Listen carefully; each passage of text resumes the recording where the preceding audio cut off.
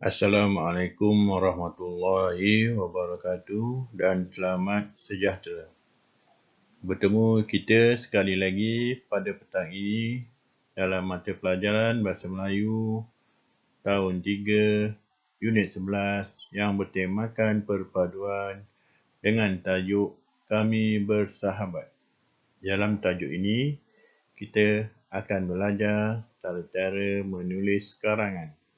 Diharapkan semua murid dalam keadaan sihat dan telah bersedia untuk mengikuti sesi pembelajaran kita pada petang ini.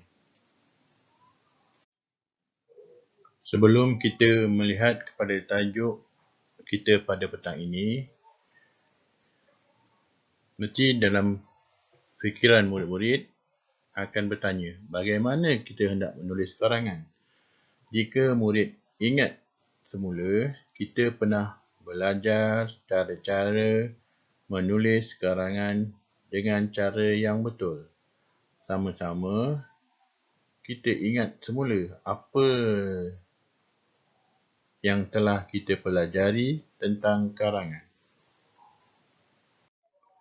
Okey, mari bersama kita ingat semula. Cikgu terangkan semula apa itu karangan. Karangan adalah satu petikan cerita berdasarkan sesuatu perkara atau tajuk yang hendak kita ceritakan. Sebelum kita hendak membuat sesuatu karangan yang baik, yang itu sebuah karangan perlu ada pendahuluan, isi dan penutup. Sebelum kita hendak menulis sesebuah karangan, kita perlu merangka dulu apa isi cerita yang hendak kita tulis. Kalau murid-murid ingat semula, sebelum kita nak menulis karangan, kita mesti ada sebuah kerangka karangan bagi memudahkan kita menulis ayat dengan baik.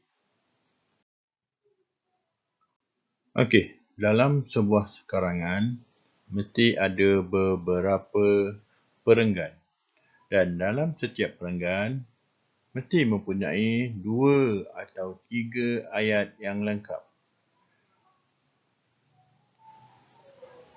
Dalam kita menulis ayat, perlu diingatkan semula, di hadapan ayat mestilah bermula dengan huruf besar dan diakhir dengan tanda noktah.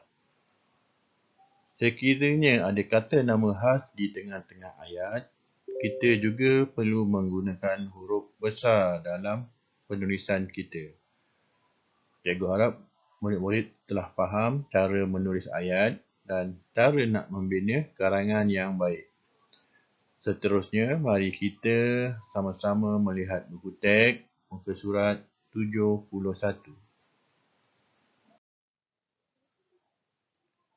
Okey, murid-murid telah membuka buku teks muka surat 71 dengan petikan yang bertajuk Kami Bersahabat. Di dalam petikan muka surat tersebut ada dalam bentuk jadual. Jadual yang pertama tu kerangka karangan, iaitu pendahuluan, isi pertama, isi kedua, isi ketiga dan penutup. Bagi pendahuluan, frasanya hubungan rapat dan yang kedua selain keluarga. Isi pertama, jaga tutur kata, elak bahasa kasar. Bagi isi yang kedua pula, frasanya saling membantu, ikhlas. Isi yang ketiga, mengambil berat, berkongsi masalah dan perenggan penutup, frasanya hormati sahabat, orang menghormati kita. Jadi, kita telah lengkapkan kerangka karangan kita bagi memudahkan kita untuk menulis sebuah karangan berdasarkan kerangka karangan yang telah kita buat. Contohnya, pendahuluan.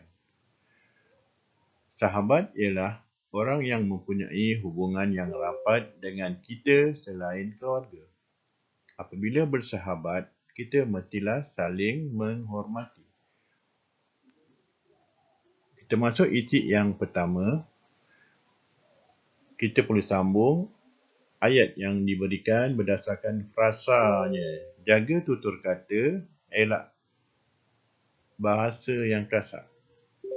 Jadi ayat yang cuba cikgu cadangkan, contoh jawapan, amalan menghormati sahabat boleh dilakukan dengan menjaga tutur kata semasa bercakap. Kita juga perlu mengelakkan bahasa yang kasar. Itu bagi perenggan yang pertama.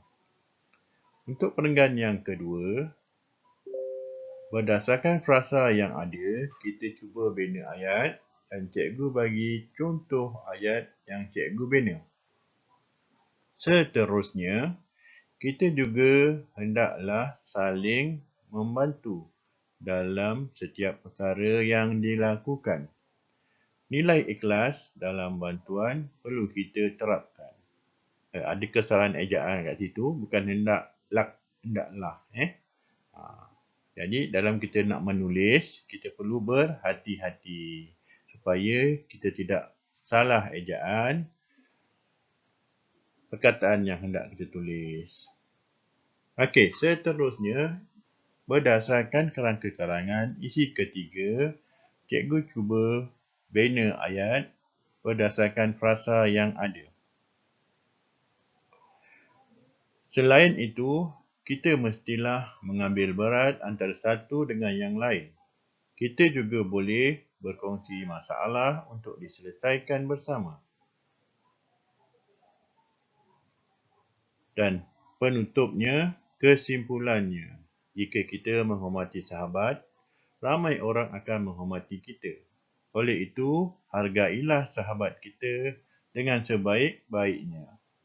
Jadi, berdasarkan kerangka karangan yang telah kita bina, dapatlah kita menulis sebuah karangan yang baik berdasarkan kerangka karangan yang telah kita rancang. Cikgu harapkan murid-murid dapat menulis ayat yang baik berdasarkan kerangka karangan. Jadi, kita perlu tahu sebelum kita nak menulis sesebuah karangan, kita perlu merancang dulu apa yang hendak kita tulis berdasarkan kerangka karangan. Cikgu harapkan murid-murid dapat memahami cara membina karangan yang baik daripada penerangan cikgu tadi. Setakat ini dahulu sesi pembelajaran kita pada petang ini.